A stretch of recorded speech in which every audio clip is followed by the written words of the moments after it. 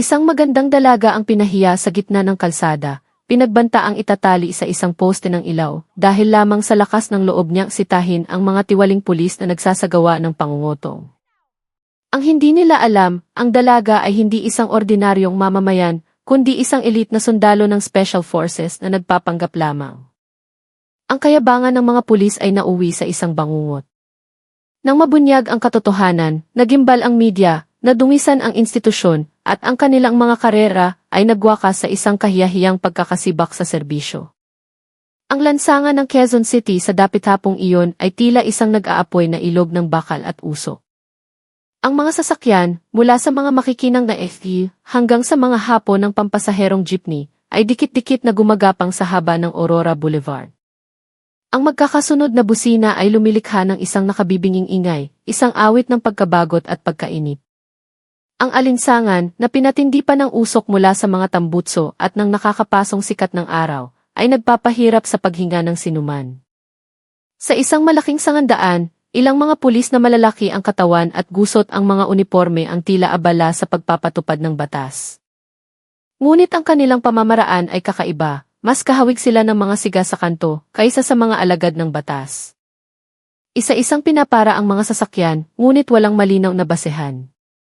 Ang mga trooper na napapahinto ay makikitang pilit na pinabubuksan ang kanilang mga pitaka, at may mga perang papel na maingat na isinisingit sa kamay ng mga pulis bago sila payagang magpatuloy sa kanilang biyahe. Isang malinaw na palabas ng pangungutong sa harap ng publiko. Sa gilid ng bangketa, isang dalagang may magandang mukha at mahinahong tindig ang nakatayo, tahimik na pinagmamasdan ang lahat. Nakasuot siya ng isang simpleng puting t-shirt at asul na maong na pantalon, mukhang isang tipikal na estudyante sa kolehiyo.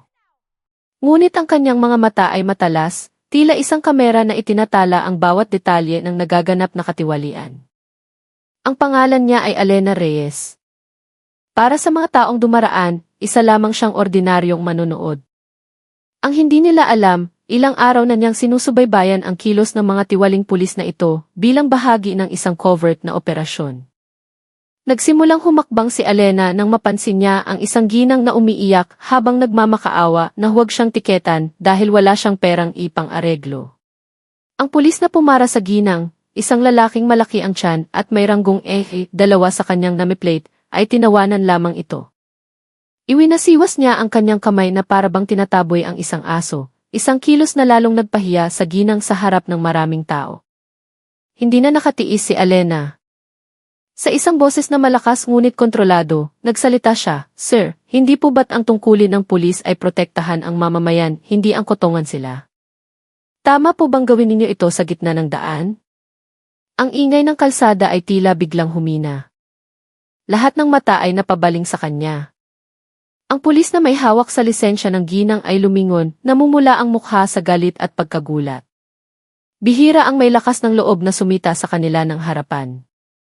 "Hoy, sino ka para magsalita ng ganyan?" Sigaw ng pulis na malaki ang tiyan, nakikilalanin natin bilang si Berto Vargas.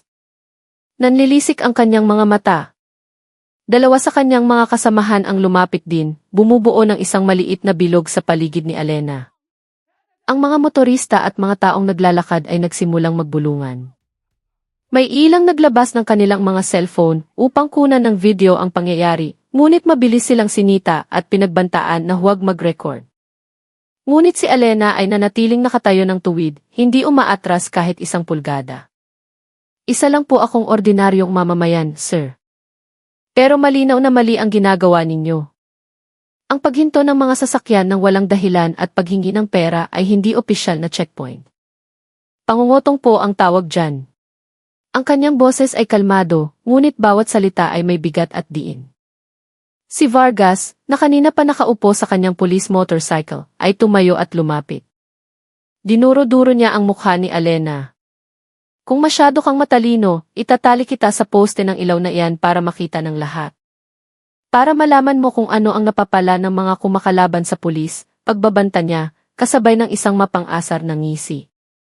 Ang banta ay nagdulot ng bulungan at pagkaalarma sa mga tao.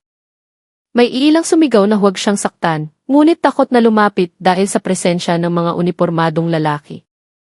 Isa sa mga kasamahan ni Vargas ang marahas na tumapik sa balikat ni Elena, itinutulak siya paatras. Akala mo ba walang kapangyarihan ang pulis? Akala mo kung sino ka na lang pwedeng magreklamo dito? Kung ayaw mong sumunod sa patakaran namin, maghanda kang mapahiya, sabi nito habang itinutulak si Alena patungo sa poste ng traffic light. Muntik nang mawala ng balanse si Alena. Ngunit pinigilan niya ang kanyang sarili na gumanti kaagad. Alam na alam niya kung sino siya, at bawat kilos niya ay maaaring magbunyag ng kanyang pagkatao. Kailangan niyang manatiling nasa papel ng isang ordinaryong sibilyan. Ang mga tao sa paligid ay nagsimulang sumigaw na sobra na ang ginagawa ng mga pulis, ngunit ang kanilang mga boses ay nalunod sa kayabangan ng mga ito. Inilabas ni Vargas ang kanyang posas mula sa sinturon at nagbanta, bibilang ako hanggang 3. Kapag hindi ka nagbigay ng pang-areglo, ipoposas kita dito at itatali sa poste. Ang kanyang tono ay lalong tumaas, malinaw na nais niyang ipahiya si Alena sa harap ng dumaraming manonood. Huminga ng malalim si Alena. Ang kanyang puso ay tumitibok ng mabilis, hindi dahil sa takot, kundi dahil sa pinipigilang galit. Ang kanyang mga mata ay nakatitig ng diretsyo kay Vargas, malamig at tila tumatagos. Sa isang saglit, ang tingin na iyon ay nagpaalinlangan sa pulis, ngunit mas malaki ang kanyang ego kaysa sa kanyang pagdududa.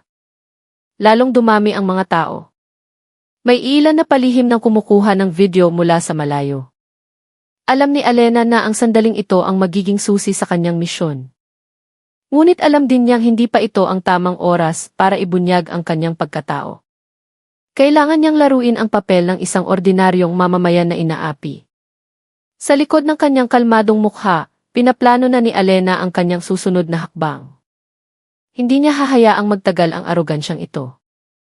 Alam niyang malapit ng pagsisihan ng mga tiwaling pulis na ito ang kanilang ginawa. Lalong naging mayabang si Vargas. Humakbang siya palapit habang iwinawagayway ang posa sa kanyang kamay na para bang sinasadyang lalong ipahiya si Alena. 3. Itatali na kita ngayon din para matuto kang lumaban sa otoridad, sigaw niya, na maihalong pagbabanta. Ang mga tao sa paligid ay nagsimulang magpanik. May sumubok na pumigil ngunit sinamaan lamang ng tingin ng isang pulis na may hawak na batuta. Naging tensyonado ang sitwasyon. Ang kalsadang kanina ay traffic lang, ngayon ay naging isang entablado ng matinding drama. Si Alena ay nanatiling nakatayo, hindi yumuyuko at hindi nagpapakita ng anumang takot. Ang kanyang malamig na titig ay paminsan-minsang nagpapatigil kay Vargas, na para bang may isang hindi nakikitang puwersa na pumipigil sa kanyang mga hakbang. Ngunit napakalaki ng kanyang kayabangan para umatras. Bilisan mo, ilabas mo ang pitaka mo. O gusto mong itatali talaga kita rito, sigaw niya ulit. Sa pagkakataong ito, marahas niyang hinawakan ang braso ni Alena. Isang mabilis at halos hindi napapansing kilos ang ginawa ni Alena. Iwinaksi niya ang kamay ni Vargas. Simple lang ang galaw, ngunit sapat na iyon para bahagyang mawala ng balanse ang matabang pulis. Napanganga ang mga nanonood. Isang payat na dalaga ay nagawang labanan ang pagkakahawak ng isang malaking pulis. Gayunpaman, mabilis na inayos ni Alena ang kanyang kilos, na para bang iyon ay isang natural na reaksyon lamang ng isang babaeng ayaw pahawak.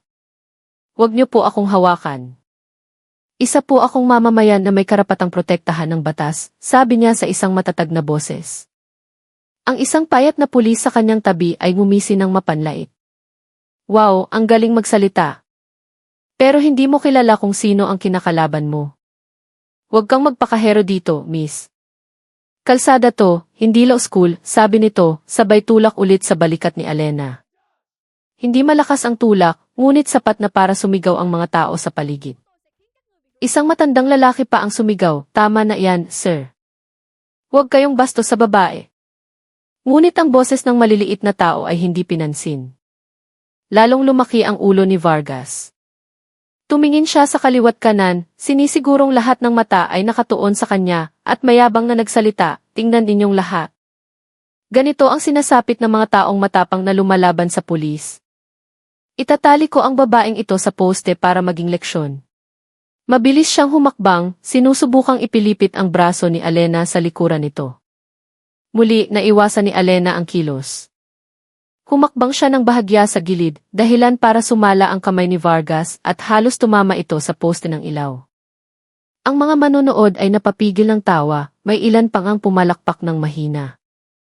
Namula ang mukha ni Vargas, hindi na dahil sa init, kundi sa matinding kahihiyan. Nakikipaglaro ka ba sa akin, ha? Sigaw niya, habang kinukuyom ang kanyang kamao. Sinubukan pa ring maging mahinahon ni Alena. Hindi po ako nakikipaglaro, sir. Ayoko lang pong tratuhin ng hindi makatarungan. Kung may opisyal po kayong procedure, ipakita niyo po ang mission order para sa checkpoint. Kung wala, ibig sabihin ay kayo ang lumalabag sa batas, sagot niya. Kalmado pa rin ang kanyang boses, ngunit bawat salitang lumalabas sa kanyang bibig ay parang sampal sa mukha ng mga pulis. Ang payat na pulis ay tumawa ng malakas. Batas? Ha. Ano bang alam mo sa batas? Kami ang batas dito sa kalsada, sabi niya, habang lumalapit at tinutulak ang dibdib ni Alena gamit ang kanyang daliri. Sa pagkakataong ito, ang palakpakan ng mga manonood ay napalitan ng galit. Ilang kabataang lalaki na ang humakbang pasulong ngunit pinigilan ng mga nakatatanda sa takot na lumaki pa ang gulo. Yumuko sandali si Alena, hindi dahil sa pagkatalo, kundi para itago ang malamig na ekspresyon na nagsisimula ng mabuo sa kanyang mukha. Sa kanyang isipan, tinatandaan na niya ang bawat detalye, mga mukha, mga pangalan sa namiplate, at ang paraan ng pananalita ng mga pulis na ito. Lahat ay maayos na maitatala sa kanyang ulat mamaya. Ngunit bago iyon, kailangan niyang magbigay ng kaunting babala. Nang subukan ulit ni Vargas na abutin ang kanyang kamay, kumilos si Alena ng mabilis ngunit pino. Hinawakan niya sandali ang pulso ng lalaki at bahagyang ipinihit. Hindi ito malakas, ngunit sapat na para mapaaray sa sakit si Vargas. Aray! Ano ba to? Sigaw niya sa gulat. Ang mga nanonood ay lalong namangha. Ang kilos ni Alena ay tila simple, ngunit malinaw na hindi ito ordinaryong galaw. Agad niyang binitawan ang pagkakahawak. Sabi ko po, ayoko lang pong mahawakan ng walang pahintulot. Pambabastos po yon. Ang kanyang tono ay napakakalmado, ngunit puno ng otoridad. Lalong naging kumbinsido ang mga manonood na hindi ordinaryong tao ang babaeng ito. Ngunit ang mga pulis ay matitigas pa rin ang ulo. Ang payat na pulis ay lumapit muli sa pagkakataong ito'y mas agresibo.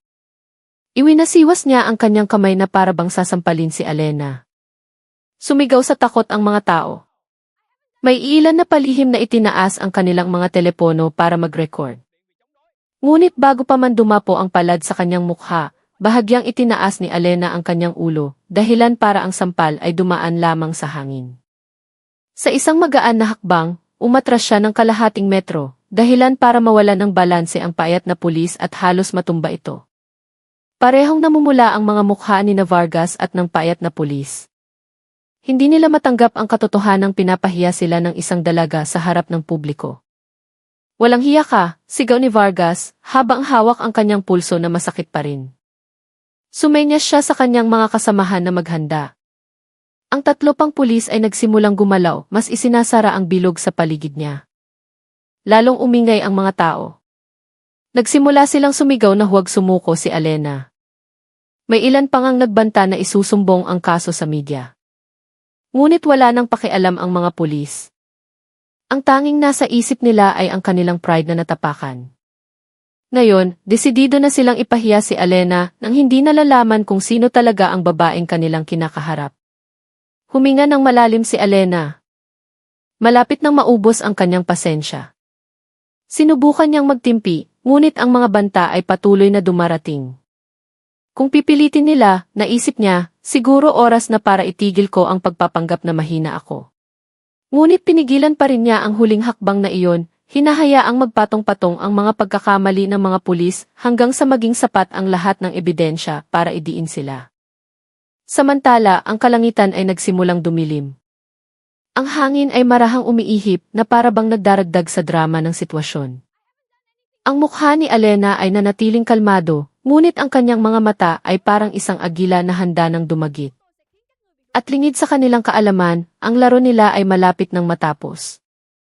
Ang mga tao sa sangandaan ay lalong dumami, lahat ay nagpipigil ng hininga habang pinapanood ang hindi pangkaraniwang labanan ng tapang. Isang magandang dalaga laban sa 5 aroganteng pulis. At hanggang sa sandaling iyon, hindi siya nagpakita ng kahit katiting na takot.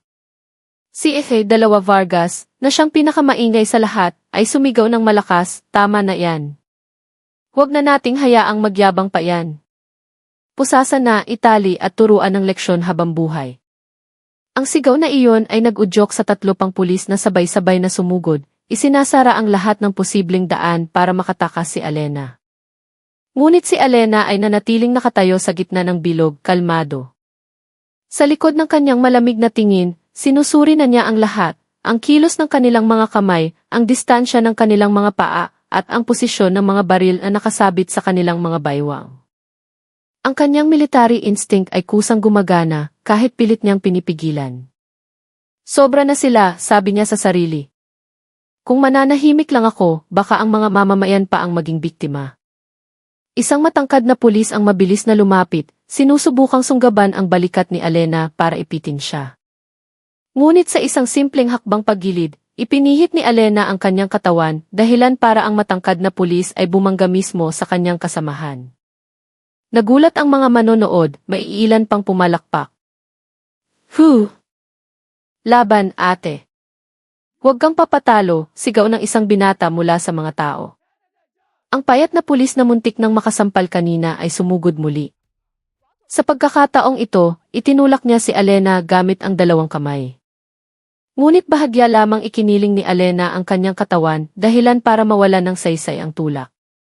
Ang payat na pulis ay nawala ng balanse at bumagsak sa semento. Humalakhak ang mga tao at namula ang mukha ng pulis sa hiya. Walang hiya ka, sigaw niya habang bumabangon, ngunit kitang-kita na ang takot sa kanyang mga mata. Hindi na napigilan ni Vargas ang kanyang galit. Direkta niyang sinuntok si Alena, isang kilos na malinaw na paglabag sa kanilang code of ethics. Napatili ang mga manonood. Ngunit mabilis na itinaas ni Alena ang kanyang kamay at sinalo ang suntok gamit ang kanyang bukas na palad at bahagyang ipinihit ang pulso ni Vargas. Muli napaaray sa sakit ang pulis. Ang malakas niyang suntok ay naging isang kahiyahiyang sakit. Aray! Bitawan mo ako, sigaw niya. Sa pagkakataong ito, ang kanyang tono ay mas maihalong panik kaysa galit. Lalong naging kumbinsido ang mga manonood na may mataas na antas ng self-defense skills ang dalaga. Ngunit binitawan siya ni Alena at umatras ng isang hakbang. Sinabi ko na, huwag niyo akong hawakan. Ipinagtatanggol ko lang ang sarili ko, sabi niya ng mahinahon. Ang kanyang boses ay malinaw na narinig sa gitna ng ingay. Nagbago ang ekspresyon ng iba pang mga pulis. Nagsimula silang mapansin na may kakaiba.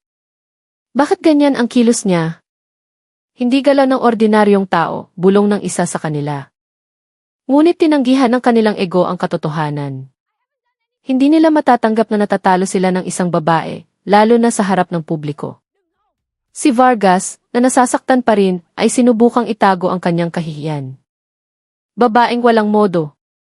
Siguradong sinadya mong i-set up kami. Sino ka ba talaga? Sigaw niya habang dinuduro si Alena. Lalong uminit ang sitwasyon. Ang mga manonood ay sumisigaw na itigil na ng mga pulis ang kanilang ginagawa. May ilan pang ang nagbanta na ikakalat ang video sa social media. Tumingin ng matalim si Alena. Sa unang pagkakataon, naglabas siya ng kaunting otoridad ng isang militar. Kung sasabihin ko sa inyo, tinatapakan ninyo na ang pulang linya. Ang mga kilos ninyo ay lumalagpas na sa batas at etika. At maniwala kayo, lahat ng ginawa ninyo ngayong araw ay babayaran ninyo ng mahal, sabi niya ng malamig. Ang kanyang boses ay nagpatindig ng balahibo ng ilan. Napalunok ang payat na pulis. Ang titig ni Alena ay nagpaalinlangan sa kanya na sumugod muli. Ngunit si Vargas ay hindi pa rin nagpapatalo. Wala akong pakialam. Akala mo kung sino ka para pagbantaan ang pulis sa kalsada? Isa ka lang babaeng nagmamagaling, sigaw niya, ngunit ang panginginig sa kanyang boses ay hindi maitago. Humakbang palapit si Alena. Ang distansya nila ngayon ay kalahating metro na lamang. Kung isa lang akong ordinaryong babae, bakit kayong 5 ay hindi man lang ako magalaw? Bulong niya, ngunit sapat na para marinig ng malinaw. Ang mga salitang iyon ay nagpatigas sa mukha ng mga pulis. Tila ngayon lang nila napagtanto na may isang bagay na mas mapanganib sa kanilang harapan. Naghiyawan ang mga tao. May sumisigaw, may nagbubulungan. Hulaan kung sino talaga si Alena. Isang ginang pa ang nagsabi, baka pulis din siya, o sundalo. Ang bulong-bulungan na iyon ay lalong nagpabalisa sa mga pulis. Hindi na nila inaasahan na ang target na gusto nilang ipahiya ay siya palang magpapahiya sa kanila. Lalong dumilim ang langit. Ang hangin ay tila bumibigat. Tumingin si Alena sa mga tao at nakita ang maraming teleponong nagre-record. Alam niyang anumang mangyari pagkatapos nito ay kakalat. Siguro oras na para magbago ang takbo ng laro, naisip niya. Huminga siya ng malalim, itinayo ang kanyang katawan ng tuwid. Walang ngiti, walang anumang pahiwatig. Sinabi ni Alena sa isang mababa, ngunit matatag na boses, sige, kung pinipilit ninyo, ipapakita ko sa inyo kung sino talaga ako. Ang mga salitang iyon ay nagpatahimik sa mga pulis. Maging ang mga tao ay natahimik. Lahat ay nag-aabang sa susunod na mangyayari. Ang buong sangandaan ay tila nagyelo pagkatapos ng mga salita ni Alena. Ang mga tiwaling pulis ay nagkatinginan, nalilito sa tapang ng dalaga. Sinubukan ni Dalawa Vargas na takpan ang kanyang takot sa isang pilit na tawa. Haha! Sino ka ba? Isang babaeng tulad mo, puro salita lang. Sige, subukan mo kung matapang ka talaga, sigaw niya, kahit kitang-kita na ang butil ng pawis sa kanyang noo. Hindi sumagot si Alena. Dahan-dahan lamang siyang humakbang sa gitna ng bilog. Ang kanyang tindig ay tuwid at puno ng otoridad. Naramdaman ng mga manonood ang isang kakaibang aura, isang malinaw na pagkakaiba sa pagitan ng isang ordinaryong dalaga at isang taong sinanay sa disiplina. Ang kanyang mga galaw ay kalmado, ngunit bawat hakbang ay tila may kalkulasyon. Bigla, isa sa mga pulis ang sumubok na umatake mula sa likuran, sinusubukang yakapin si Alena para mapusasan. Sumigaw sa gulat ang mga tao. Ngunit nang hindi man lang lumilingon, bahagyang ikiniling ni Alena ang kanyang katawan, hinila ng kaunti ang braso ng pulis, at binitawan ito sa isang simpleng pagpihit. Ang pulis ay sumuray pasulong, halos humalik sa semento. Hala! Anong klaseng galaw yon? Sigaw ng isang binata mula sa mga manonood. Marami ang humanga. Nagsimula ng maniwala ang ilan na hindi ordinaryong tao ang dalagang ito. Ang pulis na natumba ay bumangon na maihalong hiya at galit. Lalo pang uminit ang sitwasyon. Ang payat na pulis na kanina pa mainit ang ulo ay sumugod din. Wala akong pakialam kung sino ka. Pinahiya mo kami. Ngayon, panagutan mo to, sabi niya, habang iwinawasiwas ang kanyang batuta patungo kay Alena. Sumigaw sa takot ang mga tao, sa pag-aakalang tatamaan ang dalaga. Ngunit muli, humakbang lang si Alena ng kalahating metro pagilid. Ang batuta ay dumaan lamang sa hangin. Sa isang mabilis na kilos, hinawakan niya ang pulso ng payat na pulis at marahang idiniin pababa. Napaaray ang pulis at nabitawan niya ang kanyang batuta. Sinipa ni Alena ng bahagya ang batuta palayo, na lalong ikinagulat ng lahat. Lumapit si Alena sa payat na pulis at tinitigan ito sa mata. Talagang hindi ninyo alam kung sino ang kinakaharap ninyo, ano, sabi niya ng malamig. Ang kanyang mga salita ay parang isang banta na mas matalim pa kaysa sa anumang suntok. Umatras ng ilang hakbang ang payat na pulis, maputla ang mukha. Sinubukan ni Vargas na iligtas ang natitirang dignidad ng kanilang grupo. Huwag kayong matakot dyan. Babae lang yan. Sabay-sabay nating sugurin, sigaw niya ng malakas. Ngunit ang kanyang boses ay halatang nanginginig na para bang kinukumbinsi niya ang kanyang sarili. Nagsimulang mag-ingay ang mga tao. May bumulong, mukhang sundalo siya, baka police intel. Ang galaw niya parang sa special forces. Ang chismis ay mabilis na kumalat, lalong nagpatensyonado sa mukha ng mga pulis. Hindi na sila nakikipag-away sa isang ordinaryong dalaga, kundi posibleng sa isang miyembro ng isang institusyon na mas makapangyarihan pa kaysa sa kanila. Isang bahagyang ngiti ang gumuhit sa labi ni Alena. Sa unang pagkakataon, isang ngiti na lalong nagpadilim sa sitwasyon. Inilabas niya ang isang maliit na card mula sa bulsa ng kanyang pantalon. Hindi ito lisensya, hindi rin isa-XV. Itinaas niya ito sandali, sapat lang para makita ng mga pulis na nasa harapan niya. Saglit na nakita ang isang opisyal na logo at isang pangalan na malinaw na hindi basta-basta. Pagkatapos ay mabilis niya itong isinuksok pabalik. Agad na namutla si Dalawa Vargas. Nasulyapan niya ang logo at kahit isang segundo lang iyon, alam niya na ang simbolo na iyon ay hindi biro. Iyan ay nautal siya, hindi magawang ituloy ang sasabihin. Tinitigan siya ni Alena ng malamig. Sa wakas na pagtanto mo na. Pero huli na ang lahat. Itinuro niya ang mga taong nagkukumpulan, kung saan maraming telepono ang patuloy na nagre-record. Lahat ng tao rito ay nakita ang ginawa ninyo. Napalunok na lang si Vargas, na pagtantong wala na siyang kawala. Naghiyawan ang mga tao. Tama! Naka-record lahat. May ebidensya kami, sigaw ng ilan. Ang sitwasyon ay tuluyan ng bumaliktad. Mula sa takot, ngayon ay buong puso na nilang sinusuportahan si Alena. Ang mga pulis ay lalong nagpanik, pinagpapawisan kahit na lumalamig na ang hangin. Huminga si Alena at nagsalita sa isang boses na walang emosyon, ngunit puno ng bigat. Nagbanta kayo sa isang mamamayan, nangikil ng pera, at nagtangkang ipahiya ang isang babae sa publiko. Sapat na yan para pabagsakin kayo. At maniwala kayo, hindi magiging magaan ang parusa ninyo. Halos matumba si Vargas. Hawak ng payat na pulis ang kanyang kamay na masakit pa rin. Ang dalawa pa ay nanatiling nakatayo, hindi na nangahas pang sumugod. Ngayon lang nila napagtanto na tapos na ang kanilang laro. Ngunit alam ni Alena na ito ay simula pa lamang ng isang malaking iskandalo na iayanig sa kanilang institusyon.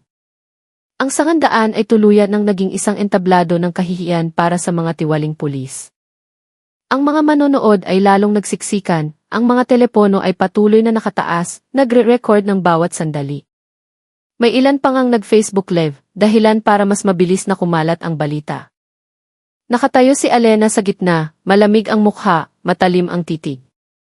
Wala nang nangahas na lumapit sa kanya. Si Vargas ay nanatiling tulala, habang ang kanyang pulso ay masakit pa rin. Ang payat na pulis ay nakayuko, hindi magawang tumingin sa kanya. Ang iba ay balisa, hindi alam ang gagawin. Sir, tama na. Kung gusto niyo pang dagdagan ang mga kasalanan ninyo, sige lang. Pero tandaan niyo, lahat ng mata ay nakatingin, sabi ni Alena. Itinuro niya ang mga taong sumisigaw ng suporta para sa kanya. At ngayon, baka daan-daang libo na ang nanonood sa live stream na ito. Lalong lumakas ang sigawan. Tama! Naka-live sa Facebook, sigaw ng isang binata. Nasa TikTok na rin, libo-libo na ang views, dugtong ng isa pa. Namutla ang mukha ng mga pulis. Hindi na lang ang dalaga sa harapan nila ang problema, kundi ang libo-libong virtual na saksi sa kanilang kalokohan.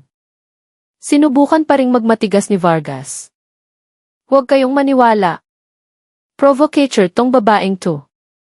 Sinadya niyang gumawa ng gulo, sigaw niya, desperado. Ngunit ang kanyang boses ay nalunod sa sigaw ng mga taong nagtatanggol kay Alena. Ikaw ang nangungotong. Nakita namin. Huwag mong baliktarin ang katotohanan, sigaw ng mga tao. Lumapit si Alena kay Vargas. Nagsalita siya sa mababang boses, sapat lang para marinig ng mga nasa malapit. Akala niyo ba basta-basta niyong mababaliktad ang katotohanan? Ngayong araw, kayo mismo ang naglagay sa sarili ninyo sa bitag. At maniwala ka man o hindi, tapos na ang karera ninyo. Ang kanyang mga salita, kahit kalmado, ay tumama sa ego ng mga pulis na parang martilyo. Nanginginig na bumulong ang payat na pulis sa kanyang kasama. Lagot tayo, pre. Hindi ordinaryong tao tong babaeng to. Nakita ko yung gihi niya kanina, mukhang militar. Ang bulong ay narinig ng ilang malapit na manonood at mabilis na kumalat. Militar siya. Special Forces, sigaw ng isang binata na lalong nagpaingay sa mga tao. Sinubukang itanggi ni Vargas, ngunit ang kanyang mukha ay halatang takot na. Imposible, sabi niya ng pautal-utal. Ngunit ang malamig na titig ni Alena ay sapat ng sagot.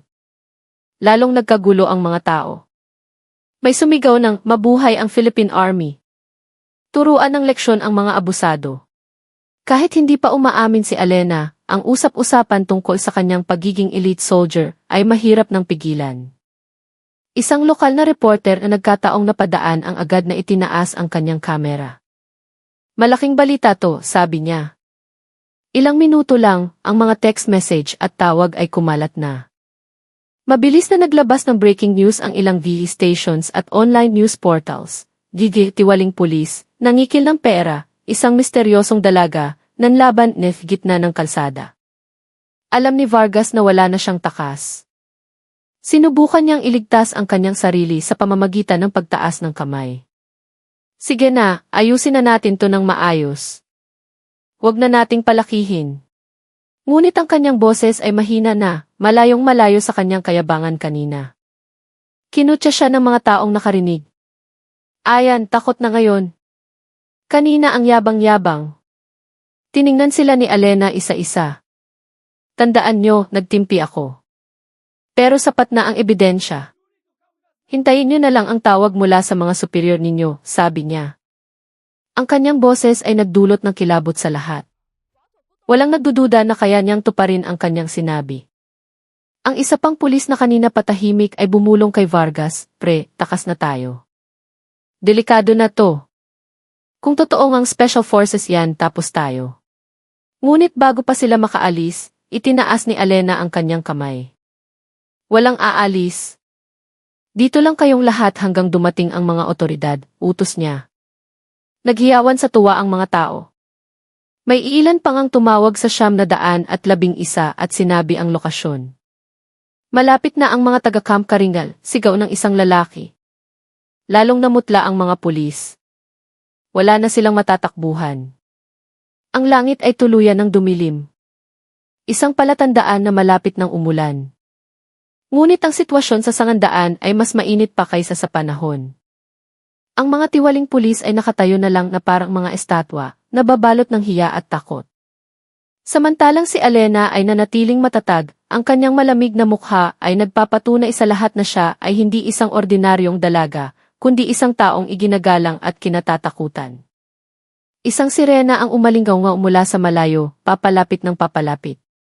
Nag-ingay ang mga tao, alam nilang opisyal na tulong na mula sa pulisya ang darating. Ang mga pulis na kanina ay arugante ay nagkatinginan, maputla ang mga mukha.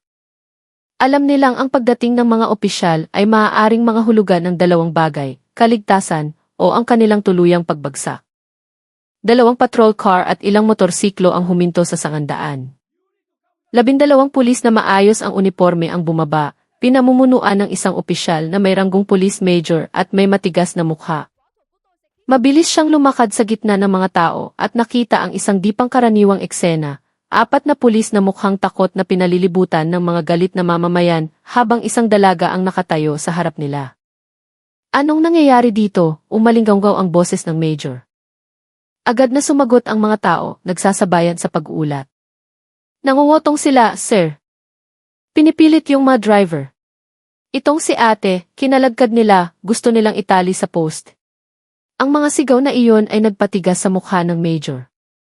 Tumingin siya ng matalim sa kanyang mga tauhan. Sinubukang magsalita ni Vargas, nanginginig ang boses. Hindi po. Hindi pagkakaunawaan lang, sir. Nagpapatupad lang kami ng tungkulin. Ngunit bago pa siya makatapos, sinagot siya ng sigaw ng mga tao. Sinungaling! Naka-video lahat.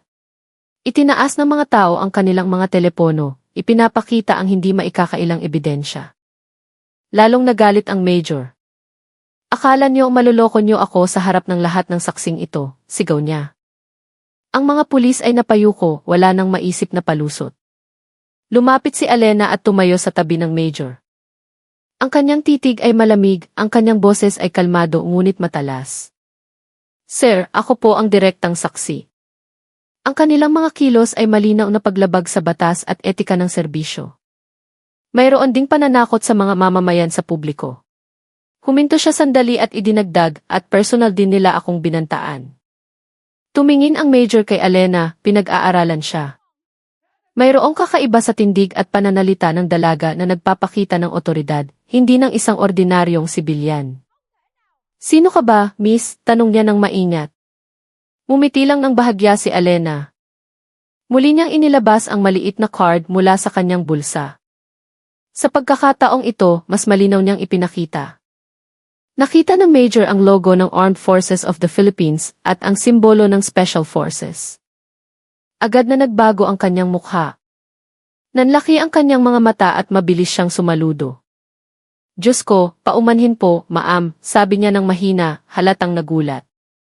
Sumabog sa ingay ang mga tao. Totoo nga. Special Forces siya. Kaya pala matapang. Ang mga bulungan ay lalong nagpaputla sa mukha ng mga tiwaling pulis. Nanginginig ang kanilang mga tuhod. Ngayon lang nila tuluyang napagtanto kung sino ang kanilang kinalaban, isang elite na sundalo, isang taong kinatatakutan na inakala nilang isang mahinang dalaga lamang. Halos hindi na makatayo si Vargas. Ang payat na pulis ay nakayuko, basang-basa ng pawis ang mukha. Ang dalawa pa ay halos maiyak na. Lahat ng kanilang peking katapangan ay gumuho, napalitan ng matinding takot. Tinitigan sila ni Alena ng malamig. Pinagbantaan niyo akong itatali sa poste. Pinahiyan niyo ang mga mamamayan para lang sa pera. Ngayon, may masasabi pa ba kayo? Ang kanyang mga salita ay parang espada na tumusok sa kanila. Agad na kumilos ang Major. Arestuhin sila. Pusasan ngayon din, utos niya. Mabilis na kumilos ang mga pulis at pinusasan ang 4 na tiwaling opisyal. Naghiyawan sa tuwa ang mga tao na para bang nasaksihan nila ang hustisya na iginawad sa kanilang harapan. Ang media na dumating ay agad na kinunan ang eksena.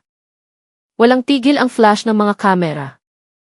Itinutok ang mga mikropono kay Alena. Ma'am, totoo po bang miyembro kayo ng Special Forces?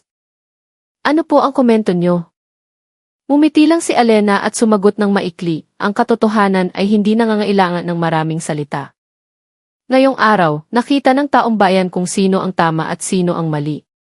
Ang kanyang maikling pahayag ay puno ng kahulugan. Pumalakpak ang mga tao. Sa wakas, bumuhos ang ambon na para bang isinasara ang mahabang drama ng hapong iyon. Ngunit alam ng lahat na ang tunay na bagyo ay nagsisimula pa lang, hindi sa kalsadang iyon, kundi sa isang malaking institusyon e anigin ng isang kahiyahiyang iskandalo. Kinabukasan, ang balita tungkol sa insidente sa Sangandaan ay naging laman ng halos lahat ng pambansang pahayagan at newscast. Ang mga video na kuha ng mga mamamayan ay kumalat sa telebisyon, news portals, at social media. Ang mga headline ay malalaki, tiwaling pulis, pinahiya gangs, mamamayan, pinatiklop ng isang elite soldier. Dalagang Special Forces, nilabanan gangs pangungutong ng police. Nagimbal viral video ng kanilang tauhan. Sa Camp Crame, isang emergency meeting ang idinaos. Puno ng tensyon ang silid. Ang viral video ay hindi na maikakaila. Ang 4 na pulis ay nakaupo sa isang mahabang upuan, maputla ang mga mukha, nakayuko. Alam nilang tapos na ang lahat. Isang general ang pumalo sa mesa. Pinahiya ninyo ang buong institusyon sa harap ng publiko. Hindi lang kayo nangikil, nanakot pa kayo ng sibilyan. At sinubukan niyong ipahiya ang isang aktibong sundalo ng DFI na nasa misyon. Ang kasalanan ninyo ay hindi mapapatawad, sabi niya sa isang mabigat na boses. Binasa ang isang desisyon. Ang 4 na pulis, kasama si 2 Vargas, ay opisyal na sinibak sa serbisyo, dishonorably discharged. Wala ng ranggo, wala ng uniforme. Ang kanilang mga pangalan ay inilagay sa blacklist. Ang balita ng kanilang pagkakasibak ay mabilis na naging headline ulit, sinisante Dang Kotong si, matapos mag-viral. Sa labas ng Camp Crame, nagkukumpulan ang mga reporter. Ang publiko ay nagbigay ng iba't ibang reaksyon. May galit, may natuwa, at marami ang humanga sa katapangan ni Alena, na binansagan nilang Angel na nakauniforme, dahil sa kanyang ganda at tapang. Sa social media, naging trending topic ang Alena Tejero at Kotong Cops Fired. Si Alena mismo ay hindi nagbigay ng maraming pahayag. Tahimik siyang bumalik sa kanyang kampo sa Fort Magsaysay at iniulat na tapos na ang kanyang misyon. Ang tungkulin ko lang ay tiyaking kumpleto ang ebidensya. Ang publiko na ang naging saksi, sabi niya sa kanyang commanding officer. Hindi siya naghahanap ng papuri. Para sa isang sundalo, ang mahalaga ay ang resulta ng misyon, hindi ang atensyon ng media.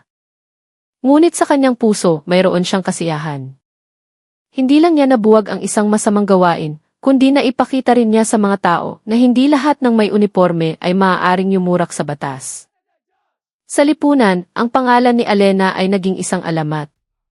Bagamat hindi opisyal na inilabas ang kanyang buong pagkakakilanlan, marami ang tumawag sa kanya bilang simbolo ng katapangan ng kababaihang Pilipino. Si Eje Dalawa Vargas, na dati kinatatakutan sa kalsada, ay naging isang katatawanan. Ang video niya na sumisigaw na itatali si Alena sa poste ay ginawang meme at pinagpiestahan sa internet. Samantala, nagsimula ang AFP ng isang malawakang internal cleansing. Ang kaso ni Alena ay naging isang malakas na sampal na ang pangungutong at iligal na operasyon ay hindi na maaaring itago. Kung may maglalakas loob na umulit, huwag ninyong sisisihin kung ang publiko na mismo ang hahatol sa inyo gamit ang kanilang mga kamera, sabi ng isang mataas na opisyal. Pinanood ni Alena ang balitang iyon mula sa kanyang kwarto. Ngumiti siya ng bahagya at pinatay ang telebisyon. Para sa kanya, isa lang ito sa maraming misyon. Mayroon pang ibang tungkulin, mayroon pang mga taong kailangang ipagtanggol. Sa gabing iyon, ang kalsada kung saan nangyari ang lahat ay tahimik na. Ngunit ang alaala ng insidente ay nanatili. Madalas itong ikwento ng mga tao ng may pagmamalaki. Nakita ko mismo. Yung magandang dalaga, nilabanan niya yung mga abusadong pulis ng walang takot. At para sa mga pulis na nawalan na ng lahat, ang araw na iyon ay isang bangungot na hindi nila inaasahan. Ang gusto lang nila ay mabilis na pera, ngunit ang nakuha nila ay kahihiyan habang buhay. Dati silang mayabang na nakatayo sa kalsada, ngunit ngayon ay nakayuko na lamang sila, mga ordinaryong taong walang uniforme, walang respeto. Inayos ni Alena ang kanyang gamit para sa susunod na misyon, tinitingnan ang madilim na kalangitan. Bumulong siya sa kanyang sarili, ang hustisya ay hindi madali, ngunit laging may paraan para ipaglaban ito. At sa isipang iyon, handa na siya para sa susunod na hamon,